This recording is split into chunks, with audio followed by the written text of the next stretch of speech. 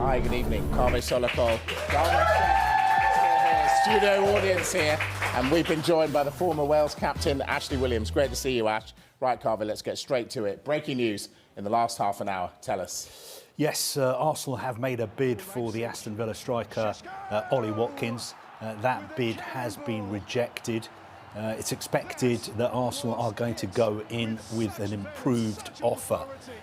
Now, this story was first reported by Sami Botbel in the Daily Mail, and he has dug up some interesting information because he says that back in 2020, when Ollie Watkins was at Brentford, he gave an interview in which he said that it was always his dream to play for Arsenal, and apparently Thierry Henry was his hero when he was growing up. Now, that may well be the case, but that doesn't mean that Aston Villa are going to be selling him to Arsenal. But it is big news, especially for Arsenal fans who've been crying out for their club to sign a new striker because they believe they need a striker to win the title.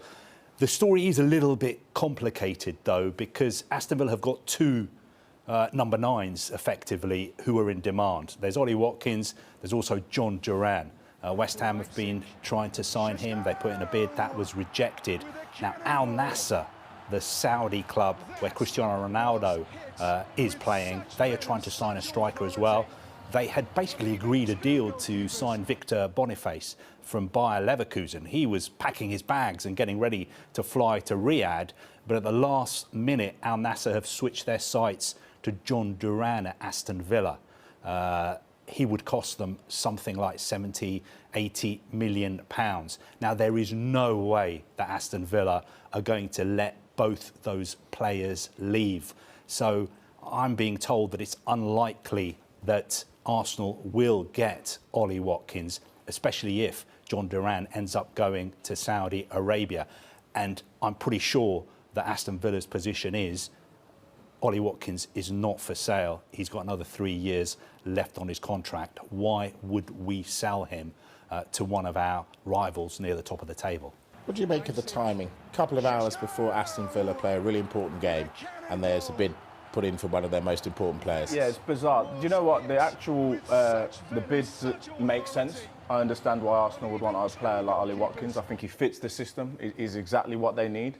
But the timing of it is bizarre. I think it's going to get Aston Villa's backs up a little bit. And if you say Arsenal are coming back in, then we'll see what happens. But from Aston Villa's point of view, they won't want to lose, in my opinion, either of those two strikers. I think we've seen so many games this season where Watkins has started and John Duran's come off the bench and scored important goals. To compete on a couple of fronts like they are, they need two really top-class strikers, which they've got at the minute. What is he, 29, Ollie Watkins? Does it seem a lot of money for a 29-year-old, which has already been rejected? I mean, Arsenal have got a long-term interest in Ollie Watkins. They're long-term admirers of the player. And we've always been saying that short-term and long-term targets will be considered in this transfer window. They cannot get a domestic player on loan in this transfer window because they've already used up their 2 loans in Neto from Bournemouth and Raheem Sterling from Chelsea. So it was going to have to be a permanent deal that they'd have to go for. Ollie Watkins clearly is someone that they like, and they've gone big with this bid. But the cynic in me is kind of wondering, look, for them to do it with 5 days to go on the eve of a huge game for Aston Villa, surely they would know that Aston Villa are going to say no. I just wonder, is there another target that Arsenal have got, and maybe they're trying to push that other target by making it public? Here we go, look, we're going for Ollie Watkins here. Because that kind of thing can happen, can't it? Does that happen, Ash? Yeah, 100%. Those kind of moves definitely happen that don't come out and we're not talking about, because phone calls go on, conversations happening behind closed doors, and you never find out about it. So that would make sense where they want some maybe they're down the line with someone a little bit and it's sticky, and so they've gone, OK, we're going to do a big public bid over here to push this guy. And if I was that player that's doing the quiet conversation, I might now be saying to my agent, look, they're moving on someone else, we need to get going. One thing I will say as well, just very quickly, Carve, sorry. One thing I would say as well, we know how it works in transfers. When clubs make bids, they must be getting encouragement from somewhere that it potentially could be successful. Is it from the players' camp? Is it from somewhere else? Because Arsenal aren't just going to go in with £60 million and then say they're probably going to go back in with an improved offer if they don't think there's any chance, because they'd just be wasting their time. They've got to bring in someone. They want to bring in a striker. Mikel Arteta says they're working hard. They really want to do it, given their injury problems. So I'm just talking more generally, just in transfer terms, these kind of things might happen in a transfer window, because when you have a bid as big as that, surely somewhere Arsenal are getting an encouragement that Ollie Watkins might think, actually, yeah, I do want to make that move. Can I just float an alternative theory? And that is that Arsenal have realised today that Al Nassr have come in for John Duran, and they know that Aston Villa are not going to sell both their number 9s. So Arsenal have been told, look, John Duran is about to go to Saudi Arabia. If you want Ollie Watkins, you've got to make the bid now, because you can't wait any longer, because once John Duran has gone to Al Nassr, there is no way you will get Ollie Watkins.